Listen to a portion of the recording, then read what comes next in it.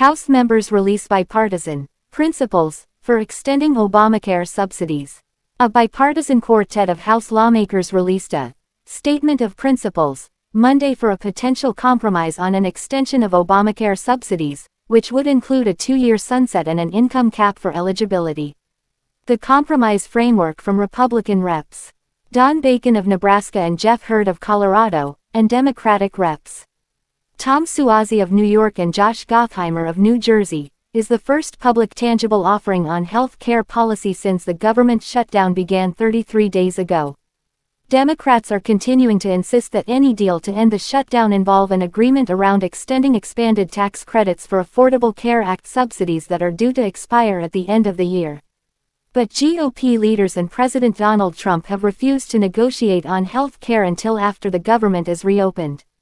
The new blueprint is a sign the partisan freeze is thawing among some factions on Capitol Hill, and that frustration over the impasse is growing. Moderate Republicans in the House are especially losing patience, eager to address the health care issue while Speaker Mike Johnson has kept the chamber out of session since September. Congress is gridlocked, and too many Americans have lost faith that we can work together, Bacon, Hurd, Suozzi and Gottheimer said in a statement. Our hope is that this shared statement of principles will inspire bipartisan collaboration across Washington and help get Congress back to work for the American people. Bacon, in an interview Monday, said he hopes that senators, especially appropriators working on bipartisan talks around full-year government funding bills, will use this plan as fodder to negotiate an ACA extension framework.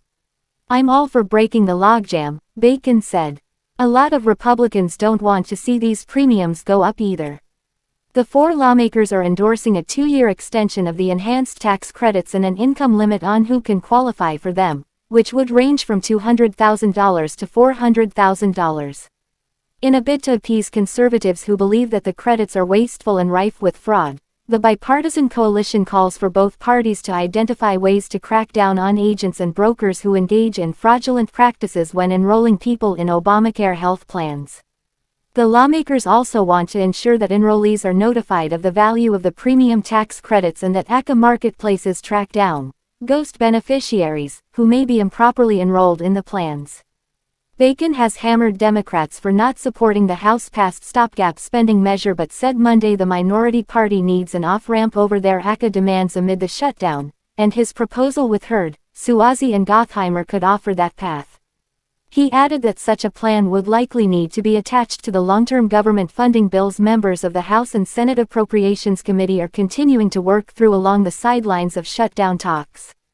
But it's unlikely the proposal would go far enough for hardliners who want deeper reforms as part of any ACA extension, not to mention those who are opposed to any subsidy extension at all.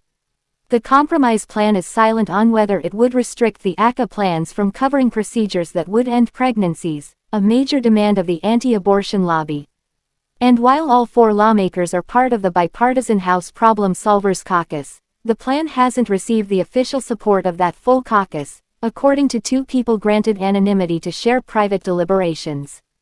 Members of the group had been discussing pieces of the reforms, including a $200,000 income cap for the full subsidies, for several weeks, as Politico has reported.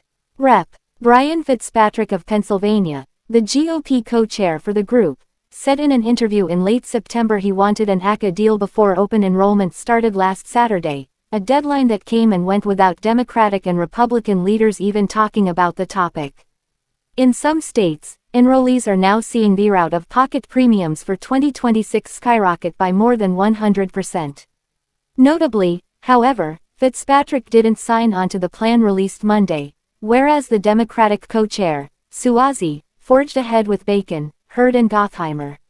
Fitzpatrick has yet to fully review the plan, according to a person with direct knowledge of the matter. Senate Republicans, including Sens.